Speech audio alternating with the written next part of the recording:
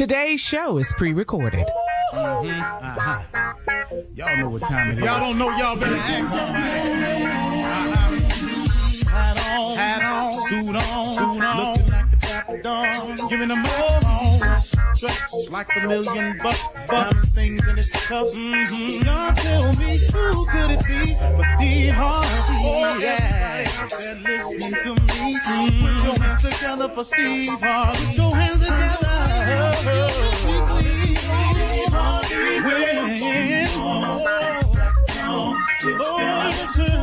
Harvey, why don't you join? Yeah. Steve Harvey, get on, y'all. Better give me some eggs. Steve Harvey, yeah. Join me. Come with me, help me say. I'm so afraid to go home. You gotta. Turn it on, yeah. Turn it on. Steve Harvey in the moment, y'all.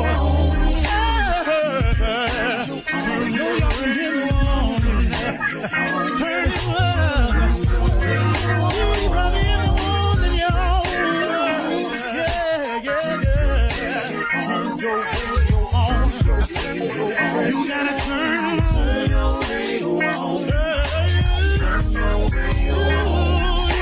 Turn it on.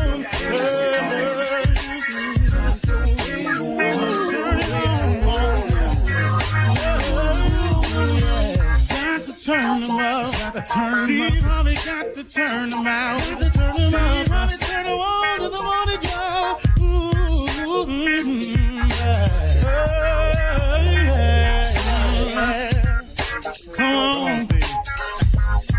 Come on, do your thing, Big Daddy. I sure will. Good morning, everybody. Y'all listening to The Voice. Come on, dig me now. One and only Steve Harvey. Got a radio show. 5 things that I know successful people have to do. To be successful, the principles are the same. You can apply it to anything. You know, if you want to be happily married, you know, whatever it is, the principles of success are the same. There are a series of things that you have to do. You cannot skip the steps of success. If you do, you're going to have to go back and step on them anyway. So here's a part, man, that I want you all to understand about me and about how to look at it. You know, you cannot underestimate faith and prayer. You just can't. You cannot underestimate the power of faith and the power of prayer. See, for me, this is just for me now. This ain't in the scripture nowhere. This is just something I discovered. What prayer did for me was it tied me to my Creator. It gave me a sense, and I'm describing it this way, but I'm telling you it's deeper than this. But it gave me a sense that I wasn't alone. And in actuality, I wasn't. But prayer helped connect me to the power source that was available to me to get through, get around, or get over whatever it was that was in the way. Whether it was just a period I had to go through of hard work, it had a period I had to go through to learn some lessons, some periods I had to go through from having to pay for some of the mistakes I've made, whatever the case may be. Prayer gave me a decided advantage, especially over my enemies. Now, the majority of people in my life that were my enemies, I didn't want them to be my enemies. Make no mistake about this. But through the thing called life, some things went down, some things happened from here and there and went over here and over that way, and a person became my enemy. The majority of enemies I had came out of nowhere. I have no reason to even see why they are my enemies. But, you know, life goes on, man. It happens from time to time. Some people just won't let it go. See, some people in their quest to do something to you or to make you pay, they just won't let it go. Well, it may cause you some discomfort, and some of it may be lies about you and all of this and all of that, but that can't prohibit you from going forward. So what I'm saying is, prayer gave me the strength, wisdom, understanding, and courage to either go through it, go around it, or go over it. But it happened. I do not know how I could have made it without faith and without prayer. It would have, something would have got me. YouTube would have got me. The bloggers would have got me. My partners that I grew up with that used to laugh behind my back, they would have got me. My friend that went over my mother's house one time and told her, you know what Steve's problem is? He out there telling them jokes. He just lazy. He don't want to work. That would have got me. They didn't know. I ain't really mad at them because they was just, all they was doing was basing their conversations and passing judgment based on what they knew, based on what they believed. They didn't believe I was going to make it. But that's them, though. If it was not for the faith, which is the belief in things that you cannot see, I wouldn't have made it. Because I would have listened to everybody else who didn't see me getting here and went along with it. And then prayer, oh my goodness, man. How many times has prayer bailed me out? Prayer has bailed me out. Prayer still bailing me out. Tell you the truth, man. Quiet as it's kept. Prayer, that connection to your Heavenly Father, that connection to your Creator, that connection to that source of power and inspiration, that connection of never feeling that you're alone. You know, I was watching Bishop Jakes on TV yesterday, and it was a repeat. And one of the things he was talking about, well, let me just get to the gist of it. I was going through a portion of my life, and I went through it for some years, y'all. I had gotten myself into a jam that lasted for years. I'm telling you, for years, with some serious consequences to follow, for years. And I was so busy looking at where I was at. I was sulking sometimes, man. I'd get on the radio, man, I'd be just done. I was sulking. My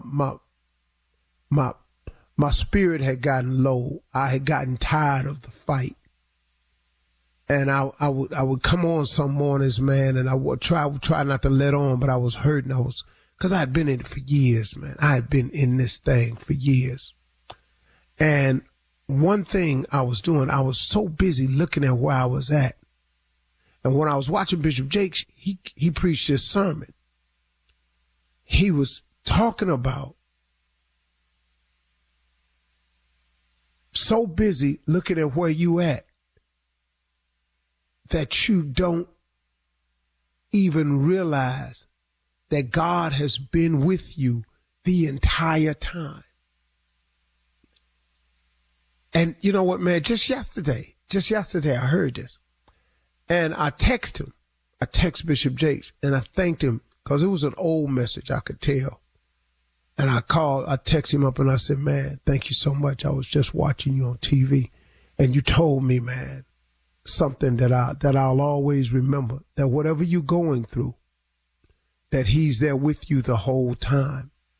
But see, sometimes when you're so busy looking at where you at, you don't even notice where he is. And see, sometimes, man, that helped me.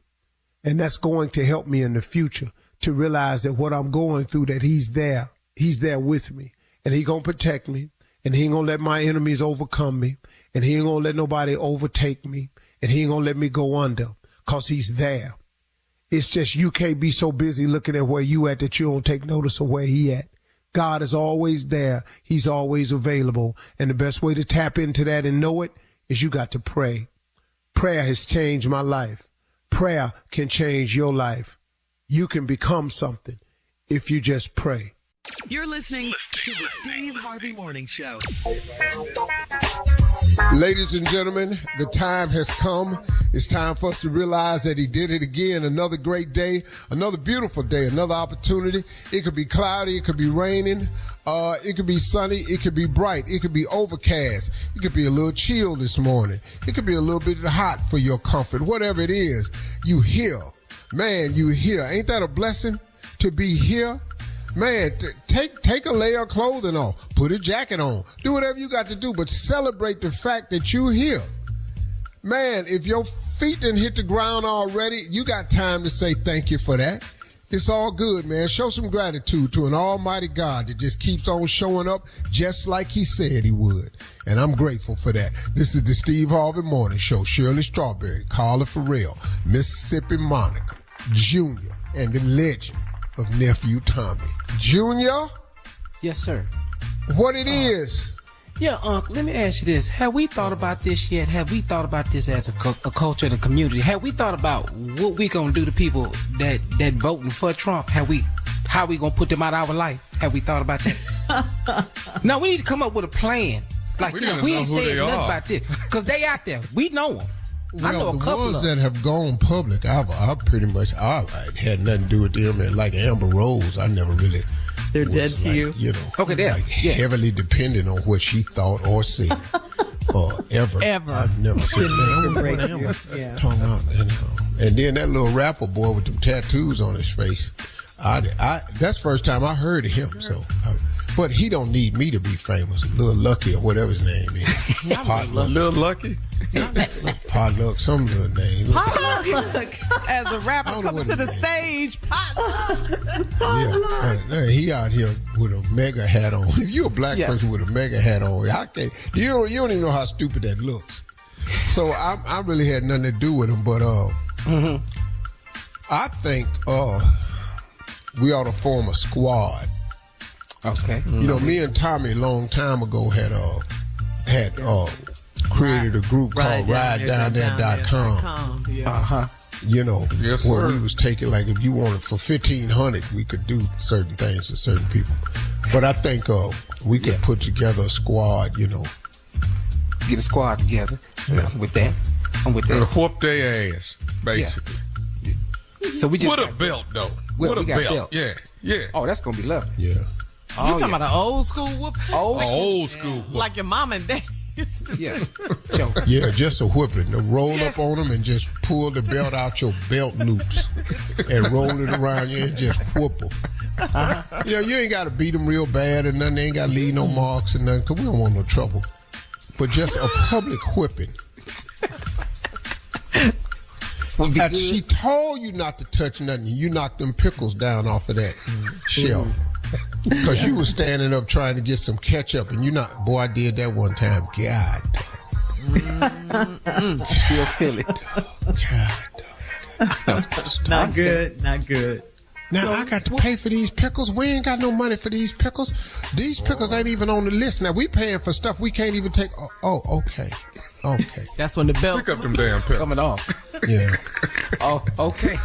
Coming up at 32 minutes after the hour, we'll hear from the nephew as he runs that prank back right after this. You're listening to the Steve Harvey Morning Show. It is time now for the nephew to run that prank back. What you got for us, Neff? Huh? Talking about me?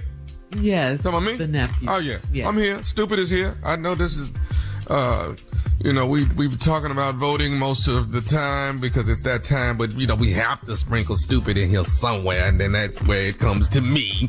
And it just looks like I'm stupid all the time, but I guess that's just who I... Speaking of candidate, you it's just, stupid. That's just who you are. Is what you got ready to say. Go ahead. Well, shout out to the facts, though, right on time. He said facts right on time. Go ahead, Harvey. Facts. Yeah. Well, this right here is Mr. Higgins. Mr. Higgins. So let's run that cat dog. Mr. Higgins. We running that prank back. Hello? Hello, hi. My name is George. I'm with Green Lawn Services. We came out and cut your yard yesterday, and we're trying to make sure that you liked everything thoroughly. We cut the front, the back. We also did your hedges, put some mulch in the flower beds, the weed eating in the whole 9 yards, and we also left an invoice on your doorstep. Want to make sure you got that as well. Y'all cut my yard, man. I walked all around, man. It looked good, but I was trying to figure out who the hell cut it. Sir, yeah, we cut it as of yesterday. You were actually on our schedule, and we did everything thoroughly. I'm actually just calling as a follow-up. How the hell I get on your schedule, Doc? Sir, are you Mr. Malone at 50 Zimmerman? Hell no, man. I'm Wiggins from 50. Man, you cut the wrong house. That's next door, man. Yeah. So I guess you need to put your invoice on their door, partner. Sir, you're not Mr. Malone at 50 Zimmerman? Say, man, I just told you I'm 53 and I'm Mr. Wiggins. You done cut the wrong yard. Y'all need to go to Mr. Longhouse and get your money because you ain't cut here. You got the wrong house. No, sir. No, y'all coming over here trying to collect no money. Well, sir, hold on just a second here. You're saying we didn't... You done cut the wrong yard. Sir, I ain't on no schedule. I ain't tell you come over here and cut and you go over there and talk to Malone, get your money. You can't. Sir, there's no way we can charge Mr. Malone if we haven't cut his yard. Now, let's just then you need to take your over there and cut Mr. Malone's yard and put that invoice in his yard. You ain't cut here, partner. And sir, I understand. Thing at this now. Sir, y'all listen. Done cut the wrong yard. You go cut the right yard and get the right that invoice. You ain't got here. You ain't getting thing at this house. Okay, sir. I say this now. I didn't call nobody to come cut over here.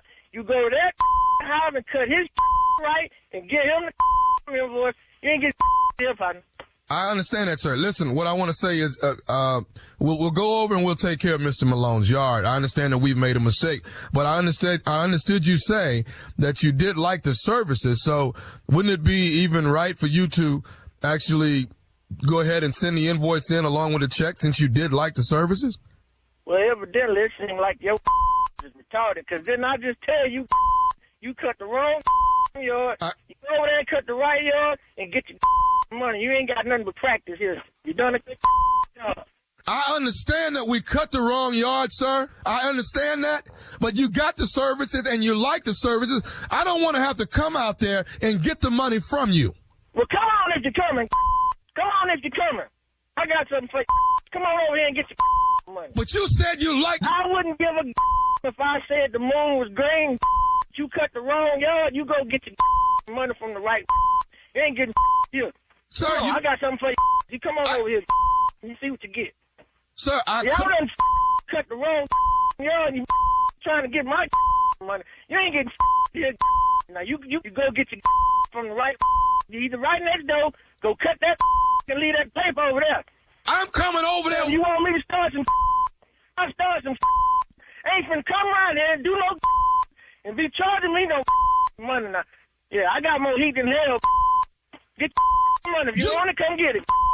You got your yard cut, and we deserve to get our money back.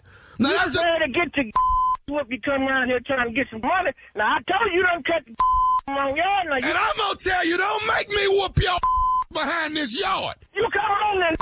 You come bring your on. I will whoop your behind in the front yard that just got cut. You bring your mammy and your pappy and you come try to get this money. I'll put some on you. Don't you? I got one more thing to tell you. Is you listening? I don't want to hear now. You come stand up some now. You cut the wrong yard. I've got one more thing to tell you. Is you listening, Mr. Wiggins? I'm listening. Look, this is Nephew Tommy from the Steve Harvey Morning Show. You just got pranked. Hello? What? I know good and well. I sit there and listen to this every morning and y'all got my...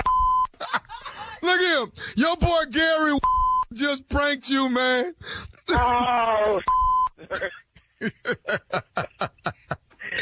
hey. Yeah, we laughing now, but I'm gonna whoop Gary. Let me ask you something, though, man. What is the baddest radio show in the land? Man, it's the Steve Harvey Morning Show. Go ahead, Mr. Wiggins. Go ahead. All right. I'll be back in another hour. Same stupid, same ignorant. Tommy ain't going nowhere. If you're looking for me this weekend, I will be in Chicago, Illinois. Wintrust Arena. I did it right that time. I won't say it again. Sweetest Day Comedy Jam. Bill Bellamy, Mark Curry, Tommy Davidson, Lou Nell, Tony Roberts, and yours truly, Nephew Tommy in Chicago. I have no coat, but I will be prepared. All right? Sweetest Day Comedy.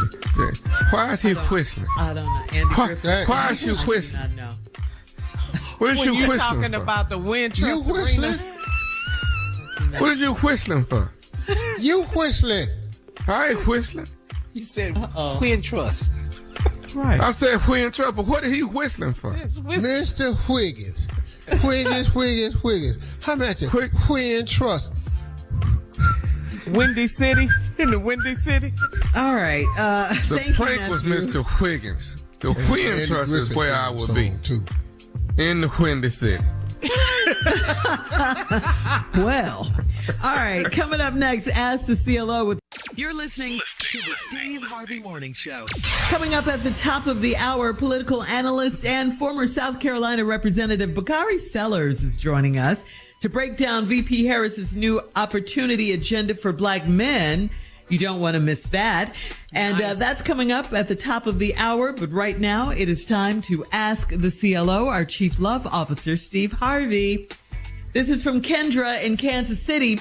Kendra writes, I have a 6-year-old son that critiques me. I think his daddy is influencing him to do it, or he's heard his daddy say these hurtful things about me. I would be shocked if my son is making this stuff up on his own. Should I have a talk with his dad? Well, I would start with whipping the boy. Right at the gate? Yeah, I don't give a damn what you heard your daddy say. Uh-huh. It's you talking to me. I'm your mother. You don't critique. Man, dog, I don't remember ever critiquing my mother. Are you kidding me, man? No. Be laid out. Are you kidding, man? Dog. Knocked out. She didn't care what Man, she thought and anyway. all this newfangled parenting shit, he's critiquing me, and I think I don't give a damn where he getting it from.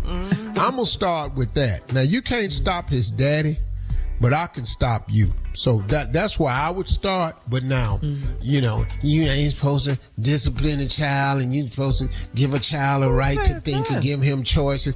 That's how y'all raise y'all rabbit-ass kids, raise them like that. We not doing that. I told my grandson just yesterday, I will knock your little monkey ass out. Oh. Okay. What? Okay. And what did he do? He went and told his little brother, I'm not a monkey, am I? That's what he got out of that whole phrase. All right. I'm Moving not on. your monkey. I'm not a monkey, am I? Papa said you is, though. Just don't worry about it. Moving on to Dalvin in Tulsa. Dalvin writes, my sister and her husband sold their home in L.A. and moved closer to family. Now that they have money, nothing is good enough for them, and we're tired of them acting brand new. I want to tell them to chill, but will I look like a hater if I talk to them? Well, that's not making you a hater. You just want to, maybe you should just do it in the form of like, hey man, just want to pull your coat. Some of the things you all are saying in front of the family's got them a little bit upset. You might want to pull up a little bit because a lot of people are not as fortunate as you and feel like they'd be having it rubbed in their face a bit. So if I was you, just pulling your coat, I'm cool with it. Live your best life. But, now that you all have done that, we back home and you are amongst the poor. I mean, we don't have nothing. And they only balling, dog, because they sold that house in Cali. That's the only reason why they balling. They done moved. Well, the only reason Saudi. they balling is because they moved back with people that's really poor. Oh, okay. Yeah, you'd have stayed your ass in Cali, you wouldn't be having none of these You be struggling. You be on the struggle bus You still. on the struggle. Yeah. Expensive out there, yeah. Yes, it is. Now you'd have moved back to Byway, Mississippi. Now you the superstar over there. Ain't nobody having that. No. All Love right. Lane, Louisiana. The different combo. New Nathaniel, Alabama. You know, some places you never really City's heard of. coming from. You know, just them little towns. You be going, what is it? New Nathaniel. All right, moving on to Allison in Piscataway. Allison writes, my husband loves to watch explicit videos, so I asked him if we could make one. He said he doesn't think of me in that way because I'm not that freaky. Is that good or bad? Well, he just told you what he like and what you ain't. Mm-hmm. He watch explicit videos. Yeah. You asked him, could y'all make one? He said he don't look at you that way because you're not that freaky. You're not, and you're going to get some requests you're not going to believe. I think you need to leave this one alone. Just let him watch some movies because you're going to be up in a movie doing some things you didn't know you was really. I don't think you really cut out for the porno movie business. Y'all just want to film y'allself doing something. Go ahead. I'm going to tell you right now, don't do that. That film going to get out. It's going to get out? He already said no. It's going to get out. How? It's some out there. Hello. What you mean, how? Is her husband going to put it out? That's what I meant. Yeah, so how will it get out? If it's made in the privacy of their home, in their bedroom. He wouldn't put that out, would he? He would put that out on his wife. How did the Kim Kardashian tape get out? Woo. Her mama was the manager, and then God, shot the deal. I'm telling you right now, it's a man sitting in jail right now that his whole house was videoed allegedly, and people are scared that they on this video. How they get out? See, you can't take that chance. Yeah, I agree with you there. You're right. All right. I see your point. Okay. See your point. Well, her husband didn't want her to do it anyway, so. Oh, I'm glad I wasn't invited over there. God, dog. Why? What are you talking about? You talking about the other case that's pending. Oh, there's some parties I'm glad I missed. God. Boy. God's grace. Right. Yes. Glad I ain't on the guest list. All right, last one. This is from Shanae in Cape Canaveral. Shanae writes, my girlfriend sent me a photo of my boyfriend in another girl's face. He laughed in my face and asked if it's a crime to talk to other women. I didn't know how to answer him because it was just a picture. Did he say that to throw me off? No, your girlfriend sent a picture of him talking to another girl. What? In another girl's face is how she put it. What do that mean? In another girl's face mean you was up on somebody talking. They wasn't kissing. They didn't have their clothes off. They was over there talking. He laughed and said, he can't talk to nobody. But the real thing is, you need to check your girlfriend. What's her motivation here? He talking to her. So what? Sometimes you can bring stuff in your life that don't exist. So what, he was talking to the lady. You ain't found no text. You ain't seen no pictures of him. You ain't seen no post on Facebook.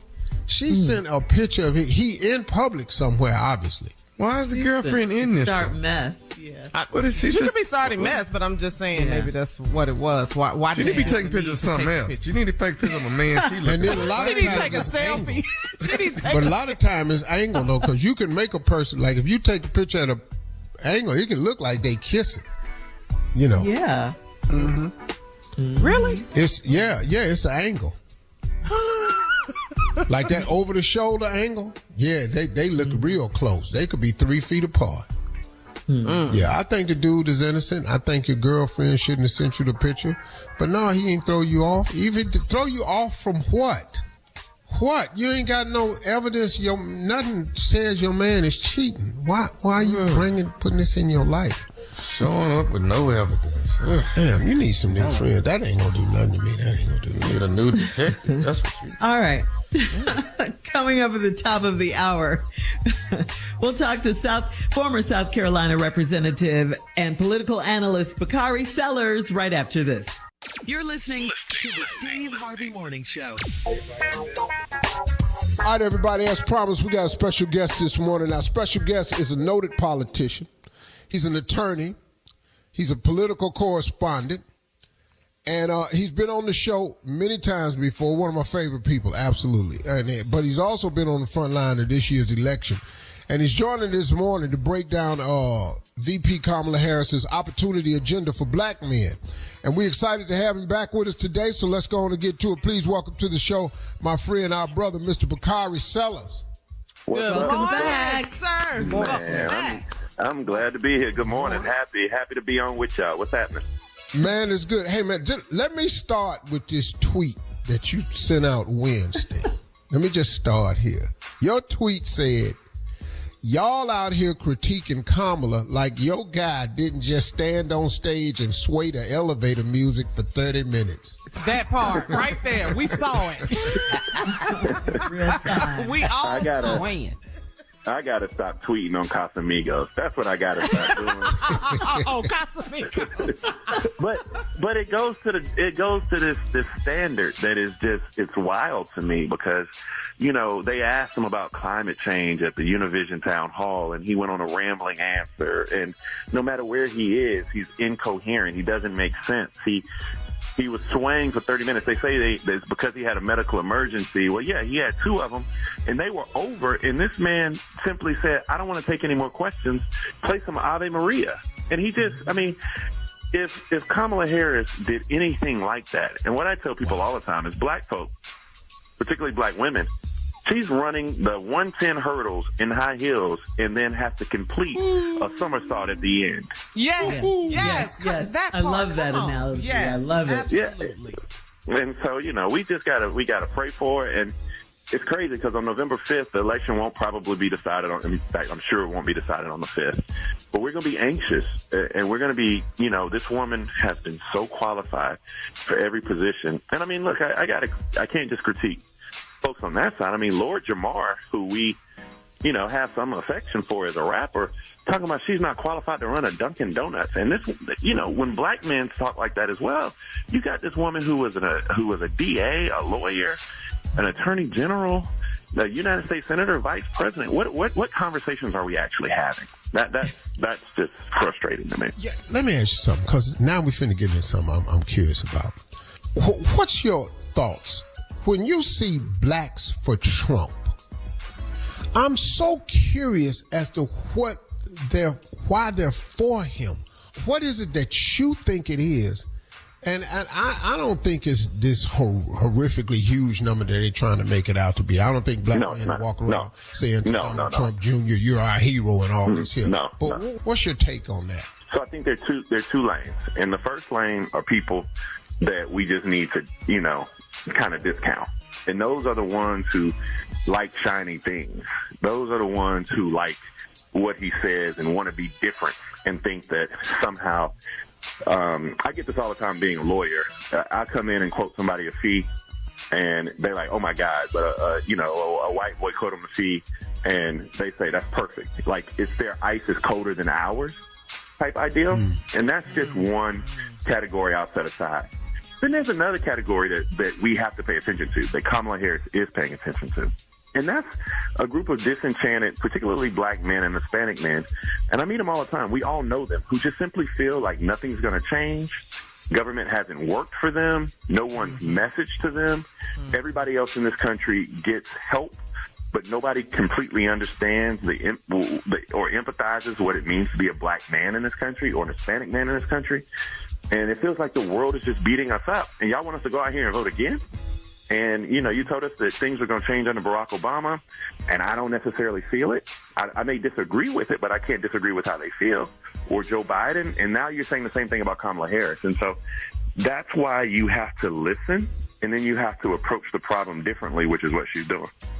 Well, and that leads us to this part right here, because she came up with this opportunity agenda for black men, and she wanted to lay out some critical policies, you know, that was designed to uplift and empower black men across the country. From your side of it, what are some of the key points to her new agenda? So the first thing I wanted to do when I was talking to them and we were talking about doing this is simply say, look, this isn't going to just be a criminal justice agenda, because, you know, a lot of my white progressive friends and a lot of my conservative friends, all they want to do when they talk to black men is about how to stay out of jail and keep your friends out of jail. That's the only conversation they have with black men. And I said, let's make sure it's holistic. And so Kamala Harris took this approach where she's talking about small business grants up to $20,000. And the way I think about it and the way she thinks about it is that's, helping you get a start in a barbershop. That's helping you get a box truck. That's helping you get back on your feet with your entrepreneurial spirit. And so a lot of people look at that. A lot of people look at the legalization of marijuana. But the two key points that I focus on, Steve, which I found to be something that warmed my heart, was the health equity agenda, where she talks about a sickle cell registry, where she talks about actually making sure that the Affordable Care Act covers for free and we lower the age for colorectal and prostate exams. I mean, looking at black men's health, because we all know somebody who just fell out and died at 35 and 40 and 45 years old, and we don't know why. And the second piece that just jumps off the page to me is putting more black men in the classroom. Because when you go out and talk to young boys, as you do, Steve, probably, and we need to give you your flowers while you're living, you talk to young black men more than any other person I know. And it means so much to them and so much to the community.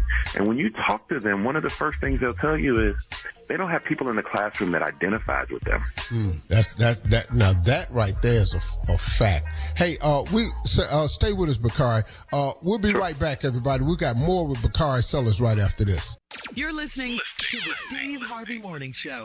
All right, everybody, we're back, and our special guest this morning is one of the men that's been on the front line for this year's election, and he's a noted politician. He's an attorney, political correspondent. He's our guest this morning.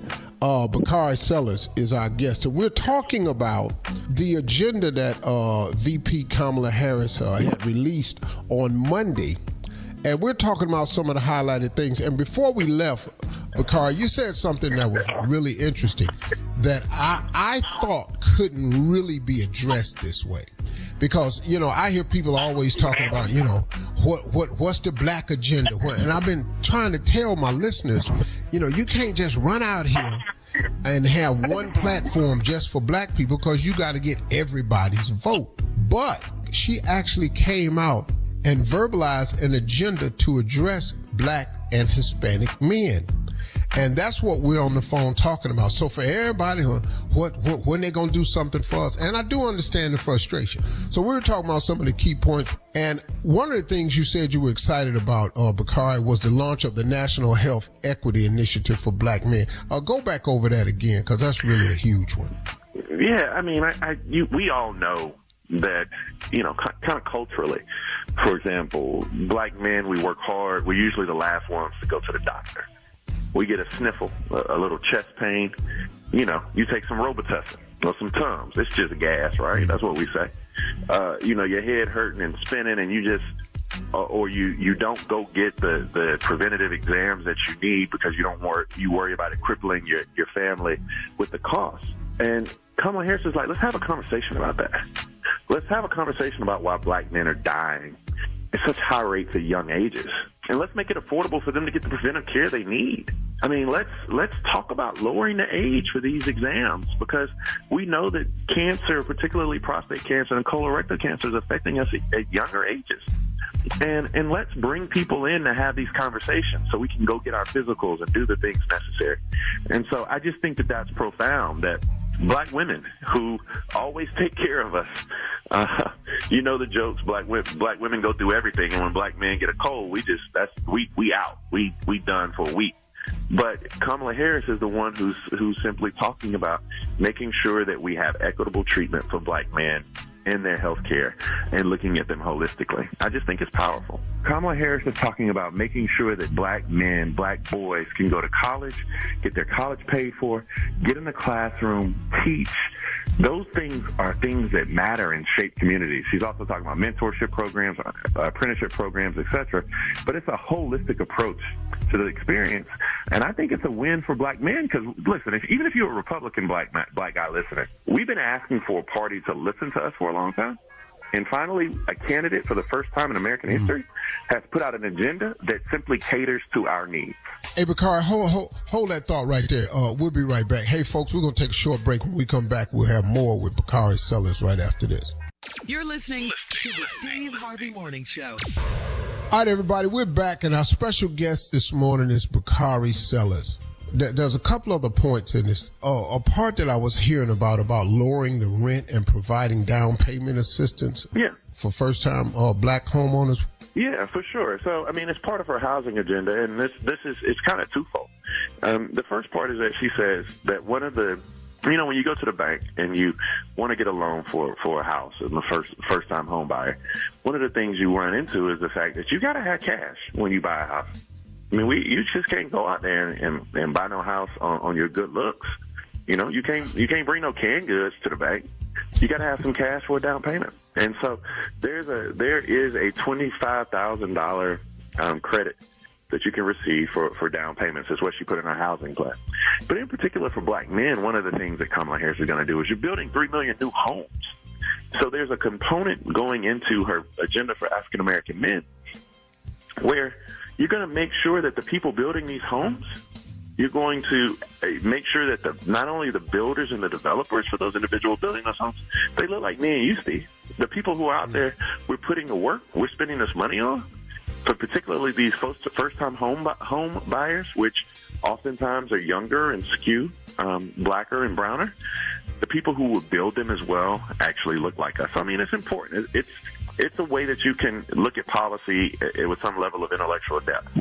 Man, I'm really happy to have you on today to kind of clarify this message, because I think it's something that's been kind of sticking in our side a little bit when we hear that we're not getting the proper amount of support from black men. But I think, this is my opinion, on election day, that's occurring in this record number of early voting that they're already doing, I think that the people who they never poll is us. And I think that we are the ones who we are the deciding factor in this election.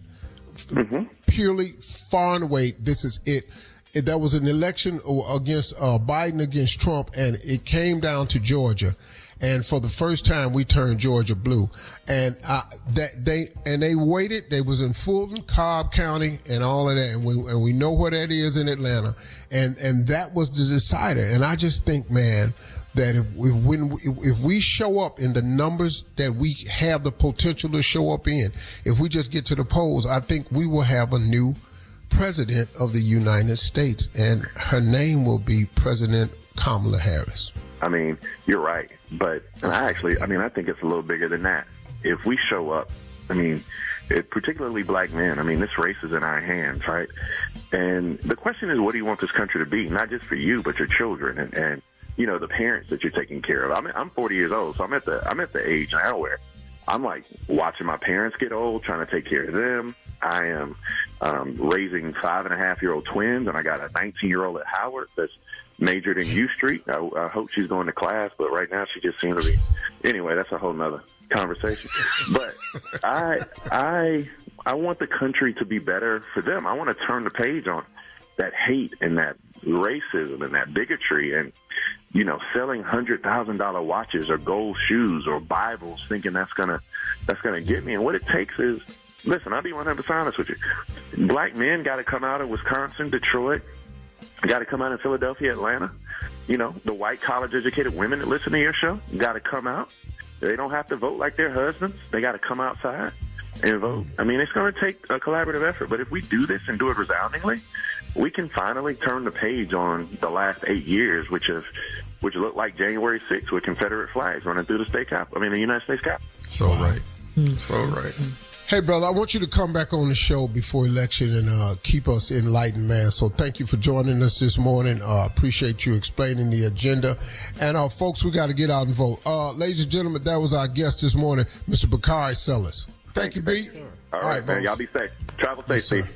So, I enjoyed having him on, man, because I like the way he broke down the opportunity agenda for black men. And then she turned around and actually came up with one.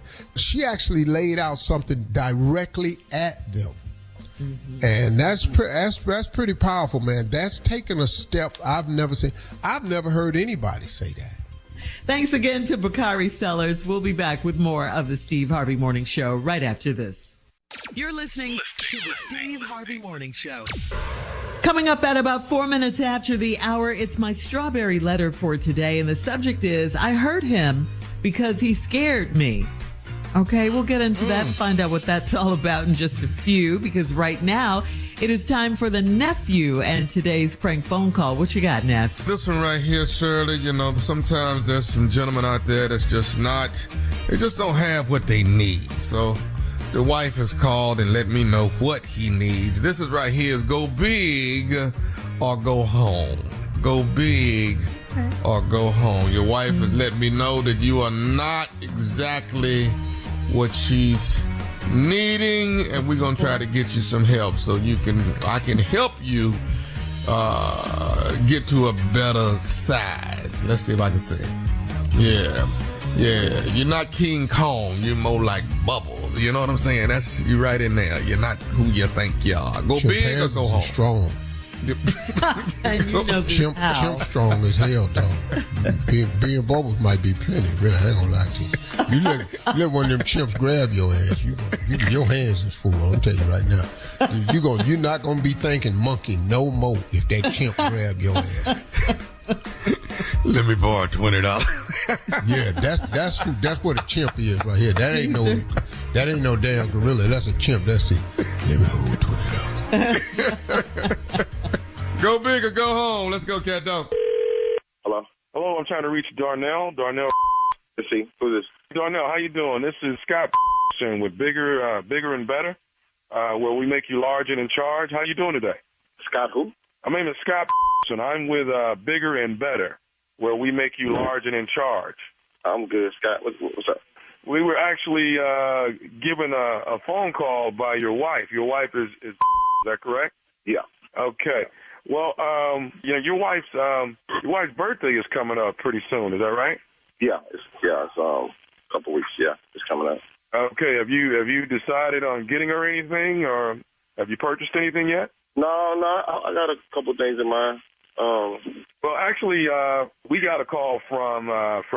I think we've got something that's gonna really help you guys, and something I think that she wanted to recommend. That's something that you probably wouldn't think about getting. All right, I'm all ears. Okay. I've been racking my brain, so I'm all ears. Actually, gave us a call. She's actually had an idea, what she would really, really like for her birthday present. So, what's the name of your company again? Bigger and Better. Like I said, hold on. She called you. I'm sorry? She called you to give me an idea on what I should get her for her birthday? Yeah. Well, this is something that's a little different, and it's something that you probably would never in a million years think of. But here at Bigger and Better, where we make you large and in charge, we actually do some things that we definitely know you wouldn't have thought of. So I definitely understand her giving us a call. Sam, what's your name? What's your name again? Sam? No, Sam. Scott.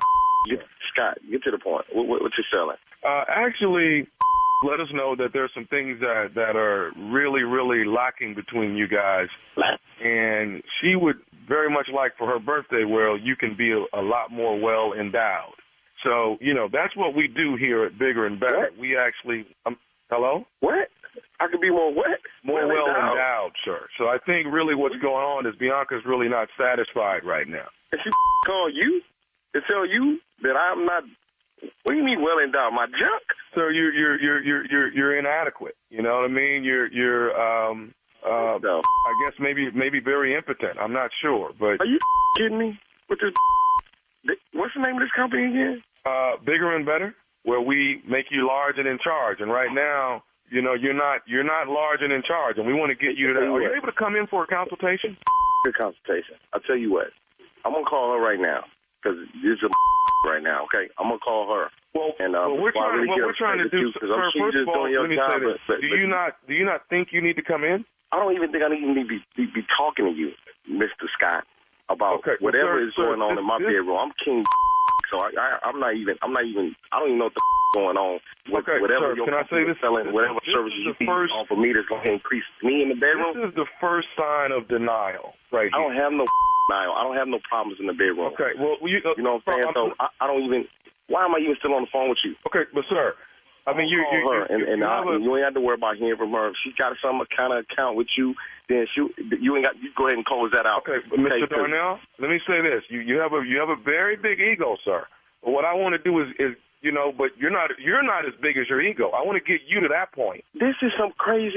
I've heard some crazy things people sell online, but you're gonna call me talk about my wife called you saying that I'm inadequate in the bedroom. Sir, you know what? And once again, I'm trying, Will. I know you're just doing your job, Scott, but I'm gonna have to call her right now. Okay? So don't worry. Lose my number, Scott. Don't call me no. Okay? You're in denial. I'm in denial. You. Hello, sir. I really want to help you as much as I can. Listen, man. Listen. I'm trying to get my wife on the phone right now. Okay? I know you got a job to do, but what I need you to do right now is stop calling me. All right? I'm trying to be nice to you because I'm sure whatever it is, she called you and you just doing your job. Okay, all right? But sir, I'm trying to get you in here to get a consultation so we can get you further along than where you are. Consultation? A consultation? I don't need no consultation. I don't need no assistance from you, Scott. Okay, sir, you're call me no more, man. Hey, you're small, and I want to make you bigger. You want to make me bigger? What is this anyway? You think bigger? Huh? What kind of job is that? How you even get a job like that? You apply for this job? You idiot? Were you a high school dropout? Sir, I'm trying to get you in. I'm trying to. Stop calling me, man. Mr. Darnell, I'm still trying to help you get through the situation. Okay? Are you willing to come in for a consultation? At least we're coming in for a consultation. We can get you further along than where you are. Are you listening to me? The only consultation we're going to have is my fist in your face if you call me again. I'll tell you what, I will come in for a consultation. Give me your address and everything like that, all your information, and I will come down for a consultation. You going to be there? I'm here the first 8 hours of the day, sir. What I want to do is get you lined up and get your procedure. Let me call my wife. I don't need no damn procedure. Give me your info, and you don't have to worry about hearing from us no more, okay? But right now, I need you to get off the phone. I don't want to hang up on you. I understand you're trying to do your job. Mr. Darnell, you're small. You're small, and I'm trying to make you bigger, man, sir. You. Hey, sir, you know what? I'm trying to help you. You're the person that's a little small guy. I'm trying to help you with your problem. Now, if you're not going to be appreciative of it, then I don't even understand why your wife knows you're having a problem. Give me your address, and we can have this conversation face to face. You don't know what the then why would your wife call here, sir? It doesn't matter. If I can get on the line, I can figure out why she called you. Loser, you gonna because you're inadequate, man. Hey, sir, here's the problem. You're tiny and you don't want to admit it. Tiny? Let me get you. You don't know me, man. You never seen me. You don't know anything about me. I can't even believe my wife would even call you with this. This is how you do business? You don't call me I'm tiny? Sir, let me explain something to you. I'm not only the president, but I'm also a client, sir. I don't give a what you are, okay? Okay. Then there are some other things that let us know as well. What the would that be? She also wanted me to tell you that this is Nephew Tommy from the Steve Harvey Morning Show. Your wife just prank phone called you, man. Man, that ain't funny, man. I'm over here looking at my in the mirror. Man, it kind of breaks up on her. I thought I was good, but I got a little nervous there. I was like, man. What's the baddest radio show in the land? Come on, now you know it's a Steve Harvey radio show, man. And there you have it. There you have it. I already told y'all I'm coming to Chi-Town this weekend. Laying in the cut, October the 26th, Nephew Tommy and Friends, the Hyman Center, Lafayette, Louisiana, baby. Nephew Tommy and Friends, get ready. And oh my God, me and my girl hooked up. That is Thanksgiving Comedy Festival. Nephew Tommy, Cheryl Underwood, we got Finesse Mitchell and Dominique at the New Jersey Pack. That is November 30th, Saturday, right after Thanksgiving. So Newark, New Jersey, y'all get ready, because we coming through. Stupid is on the way. Nephew Tommy, see me in the shine. That's just coming up next, Strawberry Letter's subject. I heard him because he scared me. We'll get into that, find out what that's all about in just a few, right after this. You're listening to the Steve Harvey Morning Show. It is time now for today's Strawberry Letter. And if you need advice on relationships, work, sex, parenting, and more, please submit your Strawberry Letter to steveharveyfm.com and click Submit Strawberry Letter. We could be reading your letter live on the air, just like we're going to read this one right here, right now. And you never know, it could be yours. It could be yours. Buckle up and hold on tight. We got it for you. Here it is. Strawberry Letter. Thank you, nephew. Subject, I hurt him because he scared me. Dear Stephen Shirley, my husband and I had 2 kids before we graduated from high school. We did what everyone said we could not do. We got married, we raised our children, and we're still in love. We are reclaiming our youth, and our children are sick of us because we have run into them at nightclubs, bars, and the strip club once. We both just turned 50 and we both work from home, so we have a ball together. Weed is illegal in our state, so we just started smoking weed and doing edibles because we have very stressful jobs. I love drinking wine, but my husband doesn't care for alcohol. Last Saturday, I got a box of wine and I had about 4 glasses. My husband had half a glass. His friend brought over a bag of gummy bear edibles, and my husband ate a few, but I had a lot more. I started feeling the gumbies, so I went to lie down. It got dark, and the bed was feeling good, and the house was quiet. I figured my husband left to hang out with his friend. Around 9 p.m., I heard a noise in the other bedroom and jumped up. I couldn't see anything because it was pitch black in the house. The room was spinning from the wine, and and the edible was still in my system. I grabbed 3 wooden hangers from the closet, and I could see a figure in our guest room, so I went to swinging. I hit and I hit and I hit, and then I ran back to my room and locked the door. My husband was yelling to call 911 because he had just gotten attacked.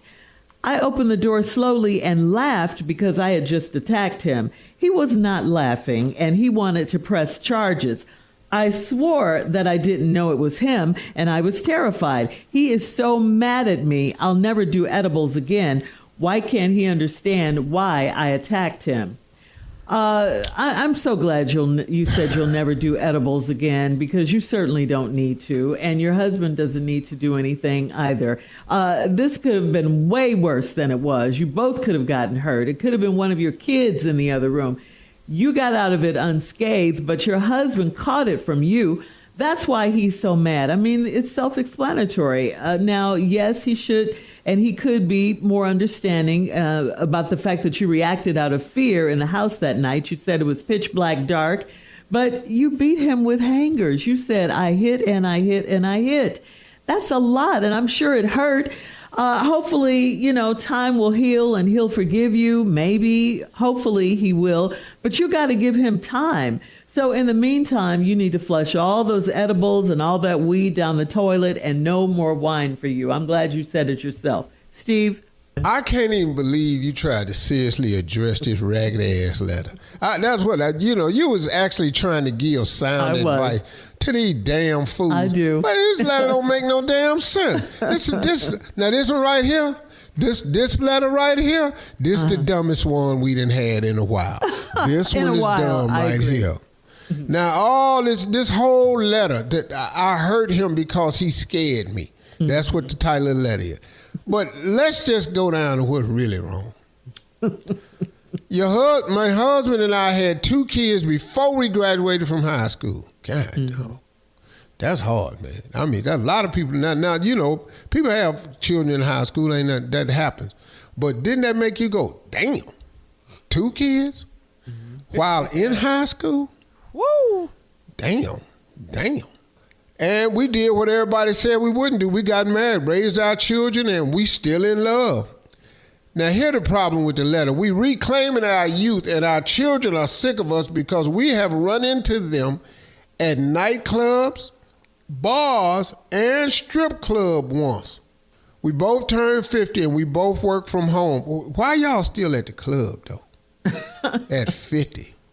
I'm telling you right now, there's some people in trouble right now that's in their 50s still partying because you're having too much fun.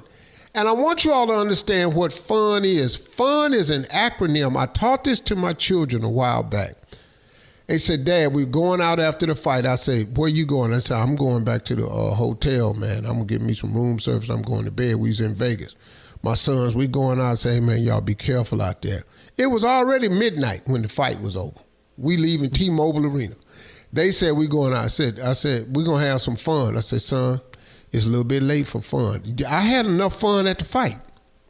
But if you keep having fun is an acronym because if you keep having fun, fun actually stands for it's effed up now. That's what FUN stands for. It's effed up now. If you keep on having fun, it always gets to a point. Like if you stay at the club till it closed, yep, it's effed up now. If you keep riding the roller coaster over and over and you went and got something there and you keep riding it, now it ain't fun no more. It's effed up now. And that's what didn't happen to them. Weed is legal in our state. So we just started smoking weed and doing edibles because we have stress. At 50?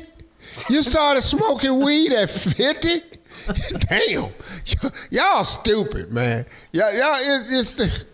I love drinking wine, but my husband don't care for alcohol. Now, here's why I know we talking about a certain economic level.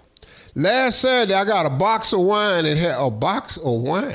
Hell no. Hang on, Steve. We'll have part I ain't heard 2 that in a while. of your response coming up at 23. Got some Spaniata. At 23 minutes after today's Strawberry Letter subject, I heard him because he scared me. We'll get back into it right after this. You're listening to the Steve Harvey Morning Show. All right, come on, Steve. Let's recap today's Strawberry Letter. The subject is, I heard him because he scared me. This letter is ridiculous. Shirley tried to help him. I can't. Two people that had in high school that had 2 babies in high school before they graduated. Damn. That's what you have to say to that. 1 baby we understood, but 2 babies, damn. Okay. And then y'all did what everybody said you wasn't gonna do. You got married anyway. Y'all still in love, but y'all recapturing your youth. And your children are sick of y'all because y'all done ran up into them at nightclub, bars, and strip club. And we both turned 50, and we both work from home, and we have a ball together. Then she said weed is legal in our state. So we just started smoking weed and doing edibles because we have very stressful jobs. Didn't you just say you work from house? Yeah. How stressful is your job if you working from home? In your PJs. And why'd you start smoking weed at 50? Y'all stupid. I love drinking wine, but my husband don't care for alcohol. Last Saturday, here I go. This is where I know this some pole mess right here.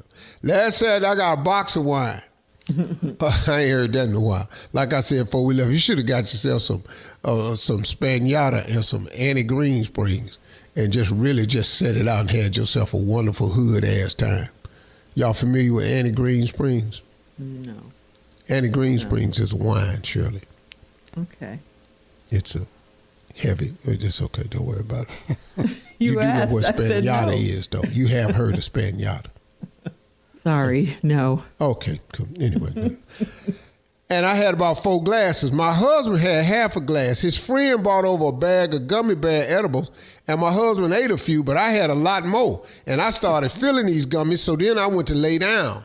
It was dark in the bed, and I was feeling good, and the house was quiet. So I figured my husband had left out with his friend. Around 9 p.m., I heard a noise in the other bedroom and jumped up. I couldn't see anything because it was pitch black in the house. The room was spinning from the wine, and I had the edible was still in my system. I grabbed 3 wooden hangers from the closet. That is not a good weapon. If you hear a noise in the house and you get up to inspect it, what is 3 wooden hangers gonna do? This was an edible decision you made right here. This weed had you thinking that this had her tripping. I could see a figure in our guest room, so I went to swinging. I hit, and then I ran back to my room and locked the door. What? My husband was yelling to call 911 because he had just got attacked. How are y'all? Really? How. Hey, let me stop this. How is these people? You done grabbed 3 wooden hangers, ran in the next room of your house, start beating your husband. You don't realize nowhere in the hollering that this is your husband. Your husband holler, call 911, I'm being attacked. Dog, who? You getting your ass whooped in your house and you hollering to who? Call 911. How high are y'all? Right. How high can you be?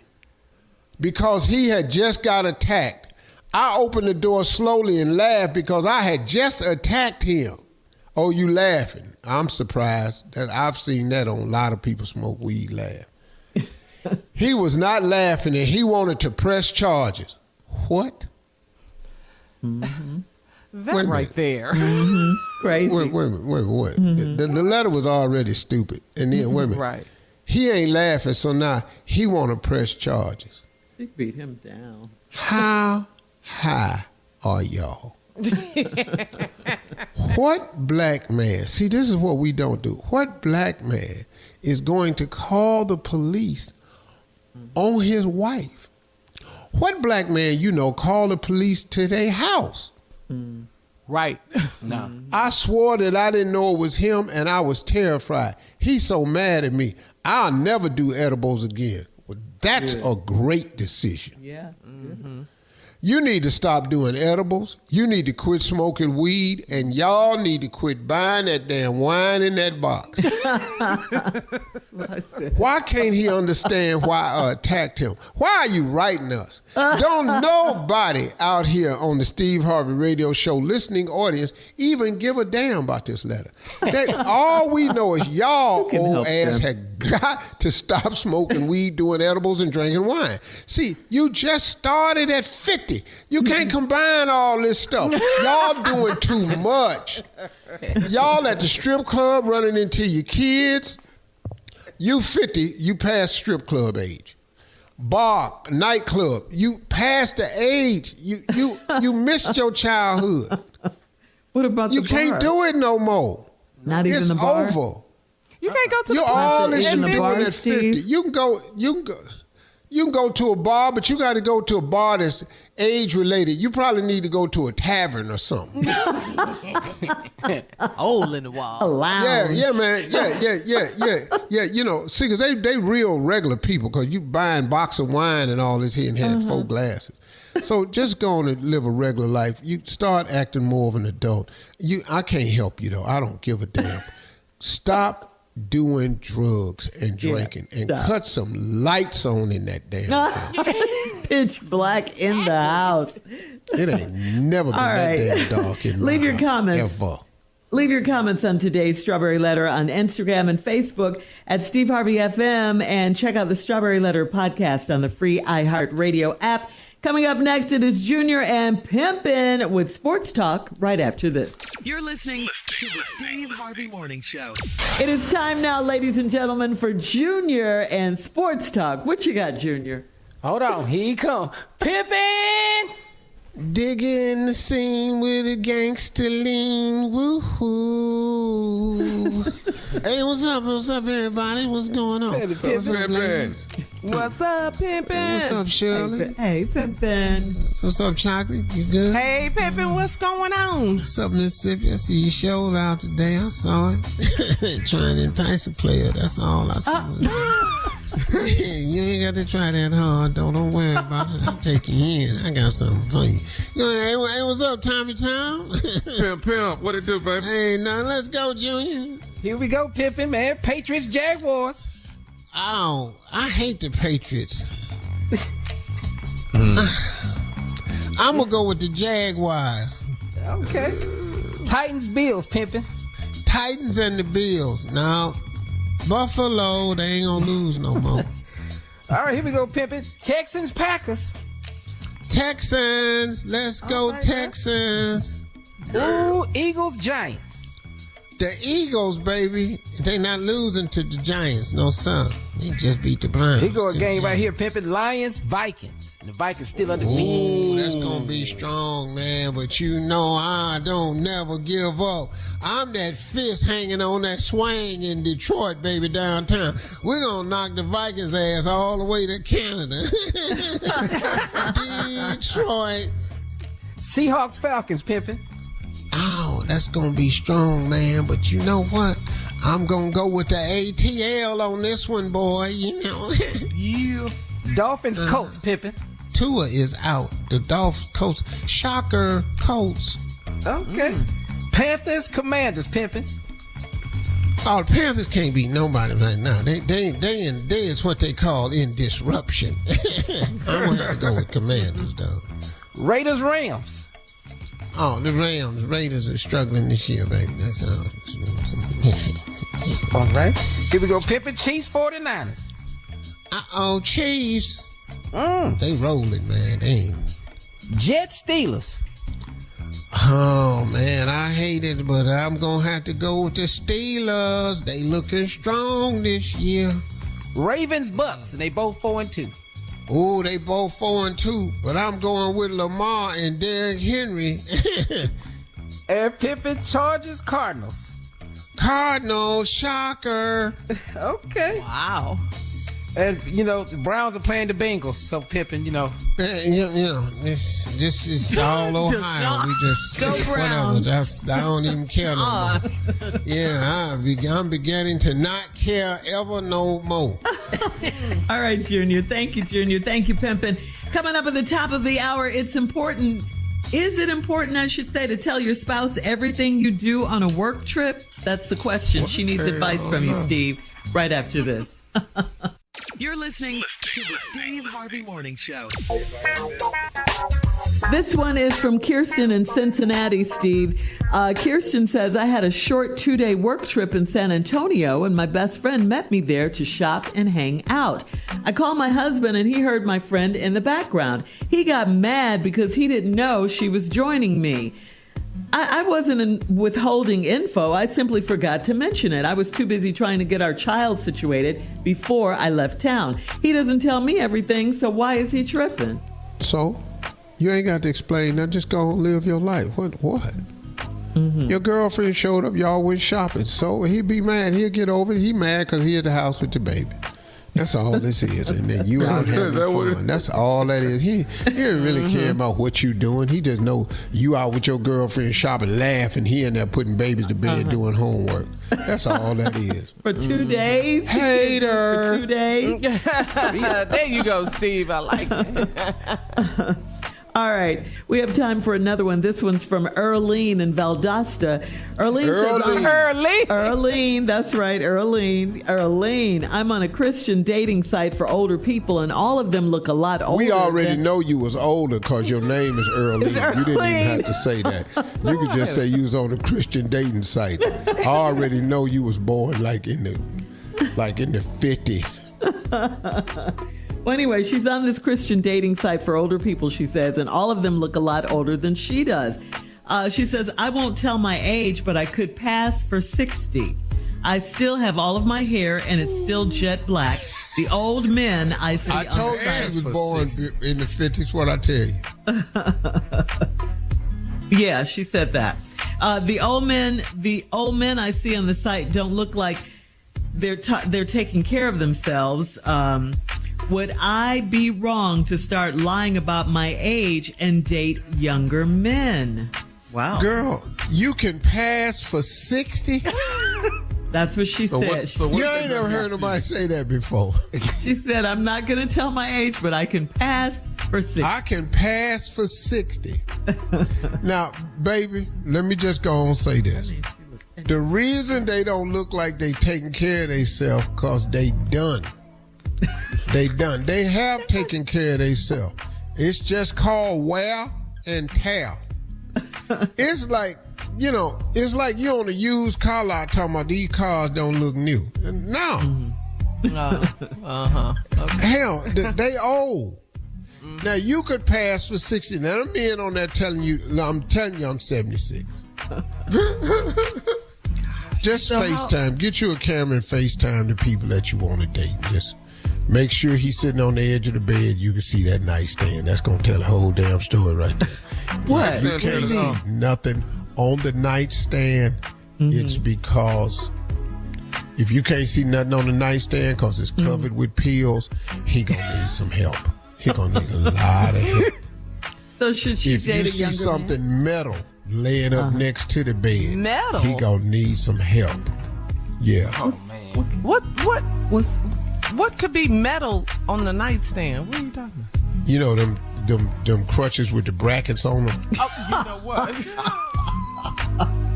If you stick your arm in. If you pan in the room and you see a toilet on some wheels, I'm just telling you, it probably need to just go on pack, because you're going to have to help him get to that toilet with the wheels on it.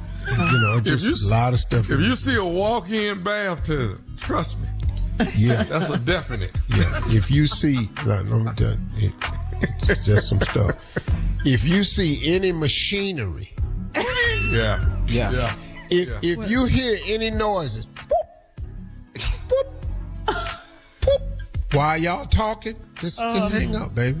Yeah. How about some talcum powder? If you see some powder. They banned that. If you see a lady walk by in the background with a uniform on, you already got some help. Home health care. All right. Yeah, baby. I don't know what to tell you, but you can pass for 60. That's cute. That's cute. Coming up at 20 minutes after the hour. Thanks, guys. We'll have more of the Steve Harvey Morning Show right after this. You're listening to the Steve Harvey Morning Show. So, guys, today is National Mammography Day, and we all know that October is Breast Cancer Awareness Month. Mammograms save lives. They're very, very important. I just had, for myself, a scare. I didn't share that with you guys, but yeah, I just had a scare. I hadn't had my mammogram yet for this year, and I just happened to feel some soreness in my left breast area. And then I felt it. I did a self-examination, and there was a lump there. And of course, naturally, I freaked out. I immediately got on the phone, called my doctor, got an appointment the next day. She set it up so I can go and get my mammogram. They couldn't find anything, so that's good. But they didn't give me a clean slate. They still wanted me to get a biopsy, so I had to do that. And that waiting period was about 2 or 3 weeks, and it was just panic mode, because you don't know what's going on in your life. You feel this lump and you don't know what it is. So finally, I went to get my biopsy and everything. Still had to wait a few more days for the results. Got the results, and it was benign. Praise the Lord. Praise Jesus. Good. Please. Good. Yeah. Please, ladies, get your mammograms, please. It's not a joke. It's not a joke. I don't have any history of breast cancer or anything like that in my family, but that doesn't mean you can't get it still. So early detection is a key. Good job, Shirley. Both of them. All right. We'll have more of the Steve Harvey Morning Show coming up right after this. You're listening to the Steve Harvey Morning Show. It's time now for a round of Would You Rather. Would you rather, guys, stop lying for 1 month? Stop lying for a month. B. Yeah, B. What? Gain 20 pounds in your butt and hips? B. Yeah, B. Yeah. Still B? Yep, just Big a fine ass Tommy walking around. Just big old booty. Yeah. Big old Fine booty. ass Tommy walking around. Yeah. A man with hips is different. Well, we'll go to the gym, but what we not finna do is stop lying. Go for a month, a whole month. 30 days. A month? Do you know the stuff that can be wrecked in 30 days? You mean to tell me y'all can't tell the truth for 30 days? Just a month. How? We just How? told you. I'm gonna tell you. How? Just do it. Tell the For truth. 30 days in a row? No. Yes. I've told the truth 30 times. No. Not 30 days. All right, we're moving on. Big wife. butt and big hips. Yeah, what's wrong with that? All right. Would you rather Petey Pablo or Jay-Z? Girl. Ooh, I'm from the South. I think gonna be that Petey for me, man. Like a helicopter. Junior? I'm Petey Jay-Z. Pablo, Jay-Z. I love Petey Pablo, but I'm Jay-Z. Okay. Come on, Brooklyn. Steve Harvey. I'm telling you. What you got for us, Steve? Petey I Pablo. told y'all, everybody have it, but y'all wouldn't listen to me. Now you see it popping off. Got you in the club, dancing your ass off. Break it down. Boy, what? I've gotten more enjoyment from Petey Pablo. Y'all miss me with all this shit. Diary of a Sinner. Y'all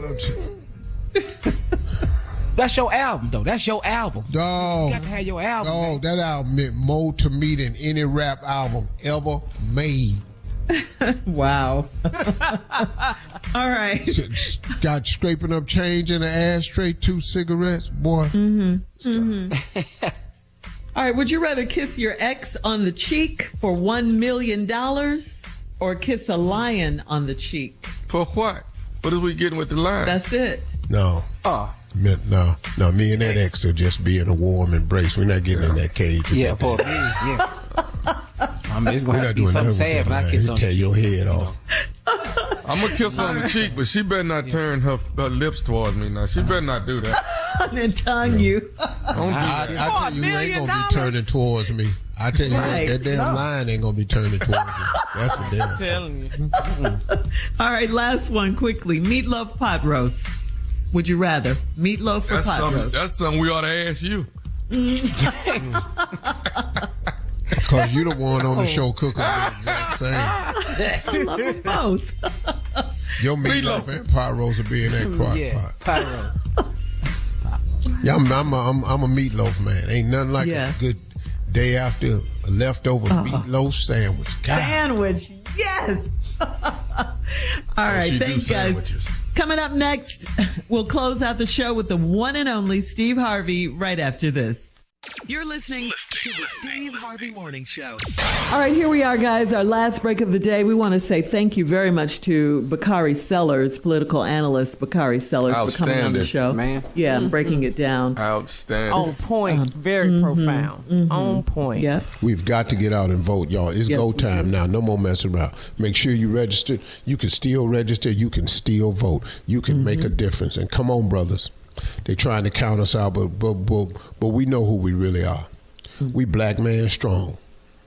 I identify as a black man. I make no excuses for it. I ain't on no side of the coin. I am a proud black man. That's what I am. I know who we are. I know what we are. I know what we about. I know what we go through. I know the challenges. I know everything about this thing called black manhood. And I'm proud to be one.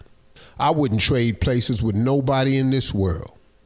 Because of all the accomplishments I have, I get to also add the fact that I did it all as a black man.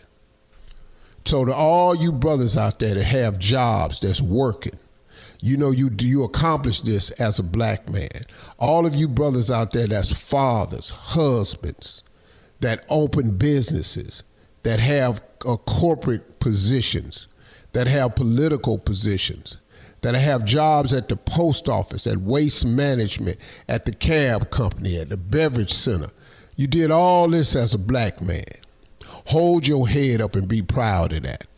Because I'm telling you, I'm aware that it comes with a certain specific set of challenges that oftentimes other men don't face. But if you are black or brown, you know exactly what I'm talking about. Now, you may not be able to relate to what I'm saying as a white man. I understand that because you ain't had to wear this skin. But I ask any white man living, would you trade places with the black person? Would you trade places with them? Would you give up your life and your privilege and your existence and all that you've had? Would you replace it in exchange for a black person? And the answer is no. Would you accept the treatment that black people have had to face in this country as a white person? Would you trade places with a black person in the United States of America, knowing what they have suffered through and gone through? Or even if you don't believe they suffered, would you trade places with them? And the answer is no. Because, brothers, I know who we are. We know who we are. That's why we see each other sometime and we just randomly speak. You know, that's still happening. I still see brothers in places, man, and I give them a head nod when I see them because I recognize them. Sometimes I'm walking down the street and walking some places and I'll make eye contact with a brother and I'll just say, "What's up, brother? Hey, Steve, what's up, man?" And we just give each other that nod because we are aware of what it is. So I've been proud to be a black man my entire life. My proudest day as a black man was October 16th, 1995, the Million Man March. There was never a day in my life I have been more proud to be a black man. A police officer who was on a horse saw me. Now, I wasn't as famous as I am today, but I had a show, me and the boys. I was on Showtime at the Apollo. Steve Harvey show was just about to start. And this policeman was on horseback, and he recognized me. And he got down off his horse, and he said, "Hey, sir, can I say something to you?" I said, "Yeah." He said, "I apologize." I said, "You apologize for what?" He said, "For what we were prepared for."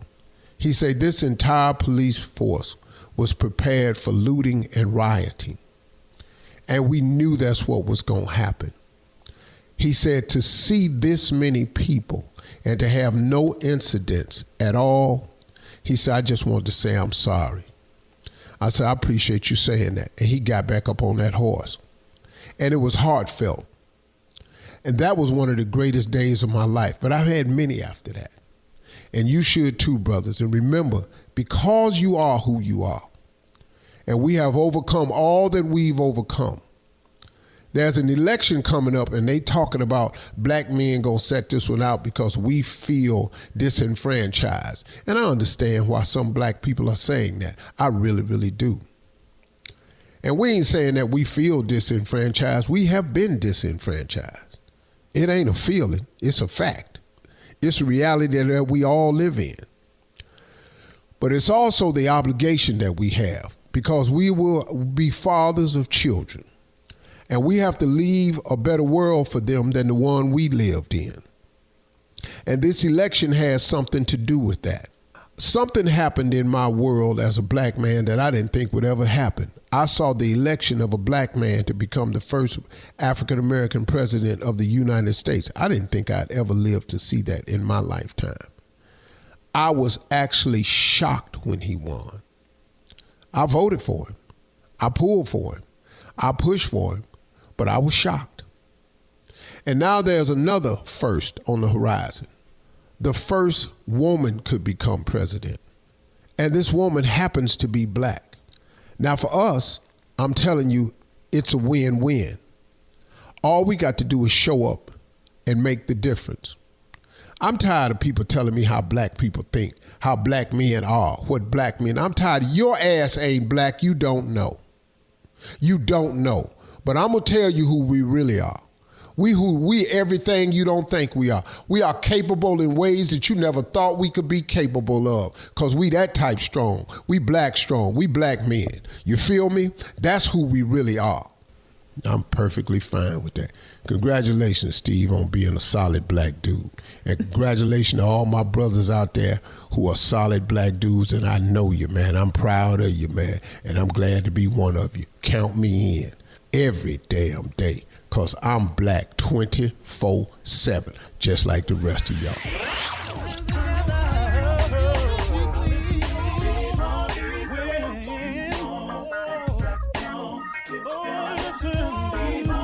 For all Steve Harvey contests, no purchase necessary, void where prohibited. Participants must be legal U.S. residents at least 18 years old unless otherwise stated. For complete contest rules, visit SteveHarveyFM.com. You're listening to the Steve Harvey Morning Show.